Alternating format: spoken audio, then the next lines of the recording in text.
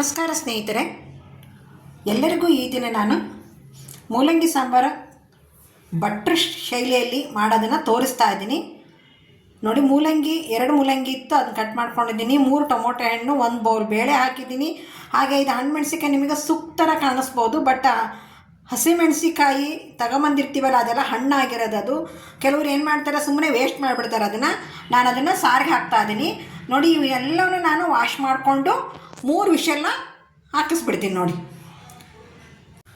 ಬೇಳೆ, ಮೂಲಂಗಿ, ಟೊಮೊಟೊ ಹಾಕಿದ್ನೆಲ್ಲ ನೋಡಿ ನೀಟಾಗಿ ಬೆಂದಿದೆ ಅದು. ಈಗ ನಾನು ಕರಿಬೇವು, ಕೊತ್ತಂಬರಿ, ಬೆಳ್ಳುಳ್ಳಿ ಒಂದು ಬೌಲ್ನಾಗ ಹಾಕ್ಕೊಂಡಿದ್ದೀನಿ. ಹಾಗೆ ಇಲ್ಲಿ 4 ಮೆಣಸಿನ್ಕಾಯಿನ ಹಾಕಿದ್ನಲ್ಲ ಅದನ್ನು ಸಹ ಆ ಬೌಲ್ಗೆ ಹಾಕ್ತಾಯಿದ್ದೀನಿ. ಹಾಗೆ ಟೊಮೊಟೊ ನೋಡಿ, ಟೊಮೊಟೊನ ನಾನು ತೆಗೆದೆ, ಅದನ್ನು ಸಹ ಬೌಲ್ಗೆ ಹಾಕ್ತಾಯಿದ್ದೀನಿ. ಹಾಗೆ ಮನೆಯಲ್ಲಿ ಮಾಡಿರ್ತಕ್ಕಂತಹ ಸಾಂಬಾರು ಪೌಡ್ರು, ಇದನ್ನ ಬೇಳೆ ಹಿಂಗಿಟ್ಬಿಡ್ತೀನಿ. ಮತ್ತು ಅಕಸ್ಮಾತ್ ಕೈ ಜಾರಿತ್ತು ನೋಡಿ, 1-2 ಸ್ಪೂನು ಸಾಂಬಾರು ಪೌಡ್ರನ್ನ ಹಾಕ್ತಾಯಿದ್ದೀನಿ ನಾನು. ನೆಕ್ಸ್ಟು ಸ್ವಲ್ಪ ಜೀರಿಗೆ, 1 ಸ್ಪೂನ್ ಆಗೋವಷ್ಟು ಜೀರಿಗೆ ಹಾಕ್ತಾಯಿದ್ದೀನಿ.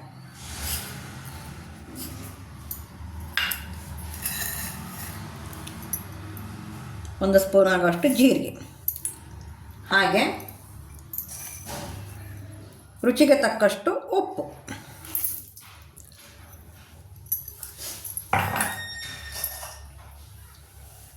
ಇದೆಲ್ಲ ಆದಮೇಲೆ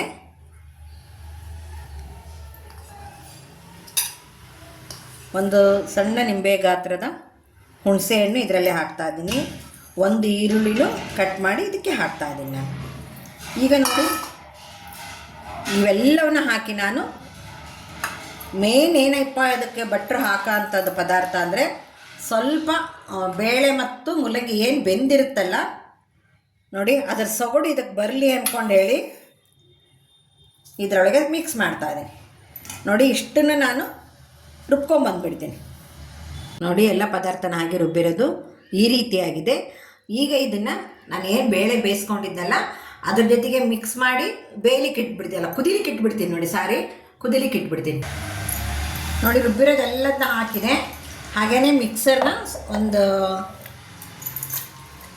ಅರ್ಧ-ಮುಕ್ಕಾಲು ಗ್ಲಾಸ್ ಅಷ್ಟು ನೀರು ಹಾಕಿ, ಸಾರು ತುಂಬ ಗಟ್ಟಿ ಇರೋದು ಬೇಡ. ಯಾಕಂದರೆ ಸಾರು ಅಂತಂದರೆ ತೀರಾ ಗಟ್ಟಿನೂ ಚೆನ್ನಾಗಿರಲ್ಲ, ತೀರಾ ನೀರಾಗೂ ಚೆನ್ನಾಗಿರಲ್ಲ ಅದು.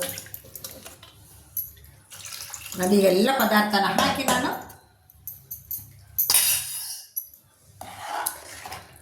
ಚೆನ್ನಾಗಿ ಒಂದ್ಸಲ ಕೈ ಆಡಿಸ್ಬಿಡ್ತೇನೆ. ವಾವ್, ಎಷ್ಟು ಘಮ ಅಂತ ಇದೆ ಗೊತ್ತಾ? ರುಬ್ಬಿರೋದ್ರಿಂದ ಮಸ್ತಾಗುತ್ತೆ ನೋಡಿ ಸಾರು.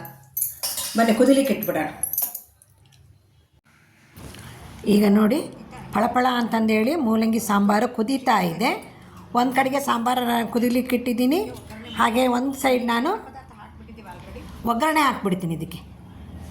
ನೋಡಿ, ಇಲ್ಲಿ ಒಂದು ಸ್ವಲ್ಪ 1-2-3 ಚಮಚ ಆಗೋಷ್ಟು ಎಣ್ಣೆ ಹಾಕ್ಕೊಂಡಿದ್ದೀನಿ. ಎಣ್ಣೆ ಕಾದಿದೆ.